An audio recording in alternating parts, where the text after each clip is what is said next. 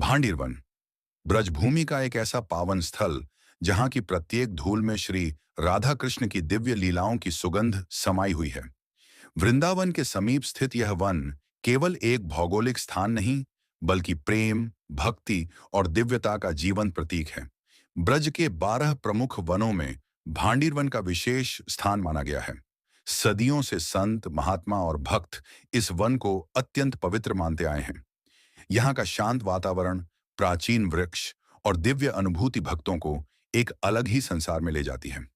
Bhandir one की सबसे बड़ी पहचान है त्रिवेणी को, जहाँ ब्रह्म वैवर्त पुराण और स्थानीय परंपराओं में वर्णित कथा के अनुसार कृष्ण द्वारा वत्सासुर राक्षस, जिसने बछड़े का रूप धारण किया था, का वध करने के बाद गोपियों ने उन पर बछड़े की हत्या का आरोप लगाया।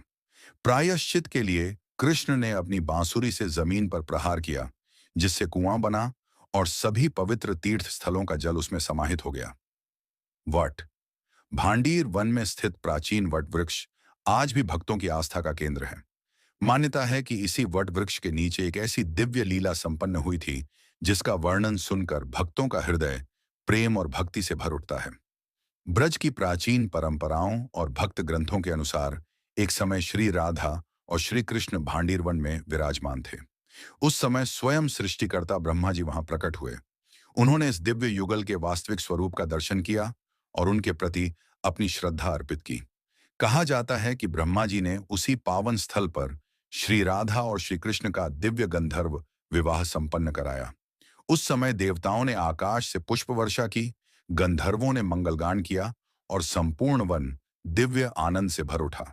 यह विवाह कोई सांसारिक घटना नहीं थी, यह प्रेम और परमात्मा के शाश्वत मिलन का प्रतीक था। राधा केवल एक व्यक्तित्व नहीं, बल्कि भगवान की आह्लादिनी शक्ति मानी जाती है। श्री कृष्ण और श्री राधा का यह मिलन दिव्य प्रेम की सर्वोच्च अभिव्यक्ति माना जाता है। भांडीर वन केवल इस विवाह लीला के लिए ही प्रसिद्ध नहीं है। श्री कृष्ण की अनेक बाल लीलाएं भी इस क्षेत्र से जुड़ी हुई हैं। कहा जाता है कि यहाँ श्री कृष्ण अपने सखा गोप बालकों के साथ खेलते थे, गायें चराते थे और आनंदमयी लीलाएं किया करते थे। समय बीतता गया, युग बदलते गए, लेकिन भांडीर वन की महिमा आज भी वैसी ही बनी हुई है। आज भी हजारों श्रद्धालु इस पवित्र स्थल पर पहुंचते हैं। जब वे भांडीर वट के दर्शन करते हैं तो उन्हें ऐसा अनुभव होता है मानो वे उसी दिव्य युग में पहुंच गए हों, जहां प्रेम स्वयं भगवान का स्वरूप बनकर प्रकट हुआ था। भांडीर वन हमें यह संदेश देता है कि सच्चा प्रेम कभी स्वार्थ पर आधारित नहीं होता। प्रेम वही है जिसमें समर्पण हो, सेवा हो, त्याग हो और ईश्वर के प्रति पूर्ण श्रद्धा हो। ब्रज की इस पावन